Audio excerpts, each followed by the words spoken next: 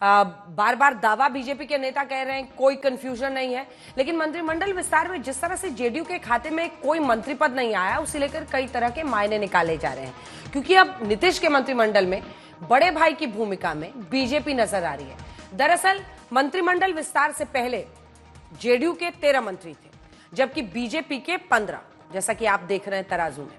लेकिन फिर क्या होता है, करीब करीब बराबरी का यह मामला था। मंत्रिमंडल विस्तार के बाद अब 21 मंत्री बीजेपी के हो गए। इधर का तराजू देखिए नीचे पहुंच जाएगा, और वहीं जेडीयू के सिर्फ 13 मंत्री ही रह जाते हैं। मंत्रियों की लिस्ट के हिसाब से नीतीश की सरकार में बीजेपी का बोलबाला नजर आ रहा है। यही वजह है कि अब सवाल उठ रहे हैं कि बिहार में बड़े भाई की भूमिका में नीतीश कुमार है या फिर बीजेपी। अगर नीतीश कुमार के 2 दशकों के कार्यकाल को देखें तो लगातार मंत्रिमंडल में जेडीयू के जो मंत्री हैं उनकी संख्या कम हो रही है। 2005 में जब एनडीए गठबंधन की सरकार बनी, नीतीश कुमार मुख्यमंत्री बने, तो जेडीयू के 19 मंत्री थे, जबकि बीजेपी के सिर्फ 7 मंत्री। फिर देखिए 2010 जब साथ में सरकार बनाई, नीतीश कुमार फिर सीएम बने और जेडीयू के 20 मंत्री रहे, बीजेपी के 11। 2017 में नीतीश कुमार महागठबंधन को छोड़कर एक बार फिर एनडीए में लौटे, मुख्यमंत्री बने, जेडीयू के कोटे से 15 मंत्री बने और बीजेपी के कोटे से 13।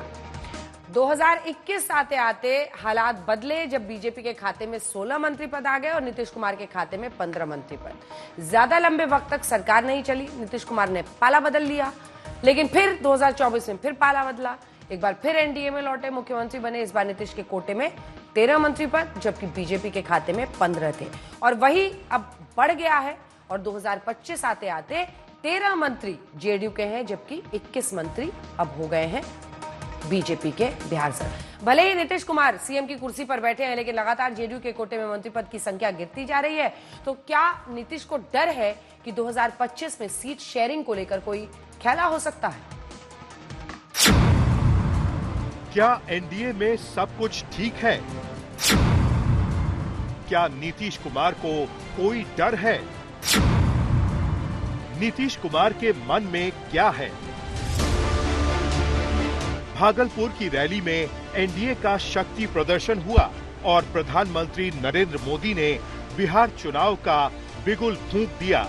लेकिन विधानसभा चुनाव में एनडीए का चेहरा कौन होगा, अभी आधिकारिक रूप से तस्वीर साफ नहीं है।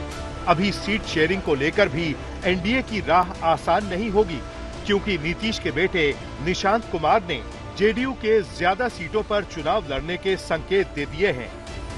विकास किया है पिताजी ने। पिछले बार आप लोगों ने 43 सीट दे दिया, तब भी उन्होंने विकास का क्रम जारी रखा।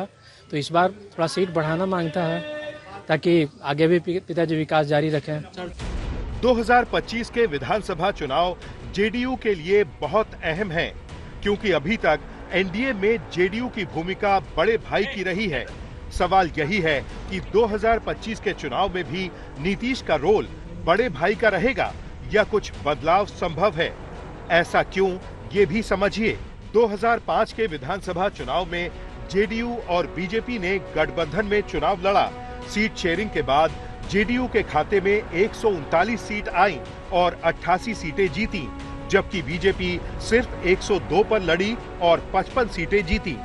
यानी बड़े भाई की भूमिका में नीतीश कुमार थे। अगर बात 2010 चुनाव की करें तो जेडीयू ने 141 सीटों पर चुनाव लड़ा और 115 सीटें जीती थी, जबकि बीजेपी ने 102 सीटों पर चुनाव लड़ा और 91 सीटें जीती। 2010 में भी बड़े भाई की भूमिका में नीतीश कुमार थे।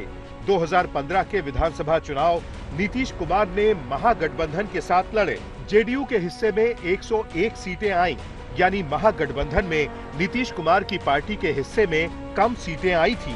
वहीं 2020 के विधानसभा चुनाव एक बार फिर नीतीश कुमार ने एनडीए के झंडे तले लड़ा। नीतीश कुमार की पार्टी को 115 सीटें मिली, जबकि बीजेपी के हिस्से में 110 सीटें आईं। यानी 2020 के विधानसभा चुनाव में करीब करीब बीजेपी और जेडीयू ने बराबर सीटों पर चुनाव लड़ा। अगर सीट शेयरिंग के फॉर्मूले को देखें तो जेडीयू को पहले से कम सीटें मिली।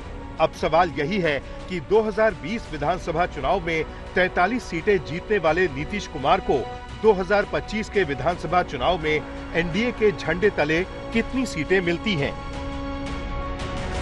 जेडीयू सूत्रों का कहना है कि 2025 विधानसभा चुनाव में भी जेडीयू 2020 के सीट शेयरिंग के फॉर्मूले पर आगे बढ़ना चाहती है, लेकिन नीतीश कुमार की राह में 2020 चुनाव के परिणाम रोड़ा है।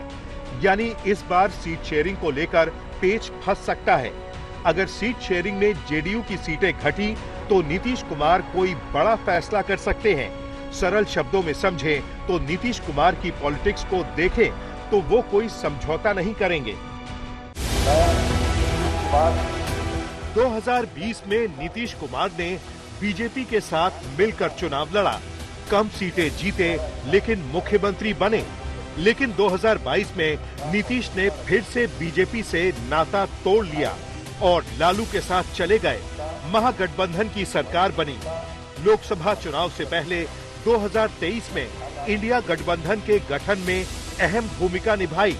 बीजेपी को हराने के लिए तमाम क्षेत्रीय दलों को कांग्रेस के साथ एक मंच पर लाए, लेकिन इंडिया गठबंधन का संयोजक नहीं बनाए जाने पर इंडिया गठबंधन छोड़ दिया और फिर एनडीए में शामिल हो गए। यानी नीतीश कुमार अपने सम्मान से समझौता नहीं करेंगे, चाहे फिर उन्हें पाला क्यों न बदलना पड़े। एक काम नहीं कर रहा था, आज तक तय किया है कि कौन पार्टी कितना लड़ेगी, कुछ नहीं। हम तो फिर छोड़ दिए कि भाई छोड़ो भाई, और छोड़ करके हम अपना आ गए। तो जिनके साथ हम पहले से थे उनके साथ आ गए, अब सब दिन हम इधरे रहेंगे। हालांकि एनडीए में वापसी के बाद नीतीश कुमार बार बार यही दावा कर रहे हैं कि एनडीए में रहेंगे, अब पाला नहीं बदलेंगे। फिर जाकर के जो कुछ अब हम लोग का सब साथ का कौन क्या बोलते रहता है, कोई नहीं रहते। वैसे भी विधानसभा चुनाव से पहले लालू यादव खुल्लम खुल्ला नीतीश को साथ आने का ऑफर दे चुके हैं। ऐसे में अगर बिना सीएम फेस घोषित किए बीजेपी चुनाव लड़ने के मूड में है तो नीतीश कुमार के पास महागठबंधन में वापसी का रास्ता खुला है। अगर सीट शेयरिंग को लेकर या फिर सीएम फेस को लेकर बीजेपी की तरफ से सकारात्मक रुख नहीं दिखा तो टीम नीतीश कुमार हर हालात से निपटने के लिए तैयार है, फिर चाहे वक्त से पहले चुनाव में क्यों न जाना पड़े। क्योंकि अब नीतीश की कैबिनेट में बीजेपी कोटे के 21 मंत्री शामिल हैं, जिसमें दोनों डिप्टी सीएम भी हैं।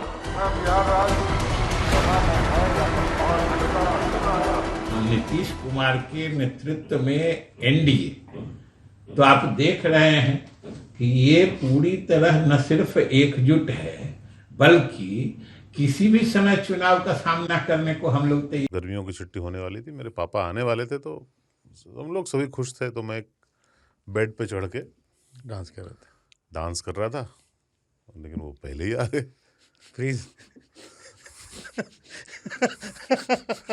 तो मैं उस समय तो कंटिन्यू नहीं कर सकता था, तो फ्रीज फ्रेम टाइप का हो कसम गया। पैदा कर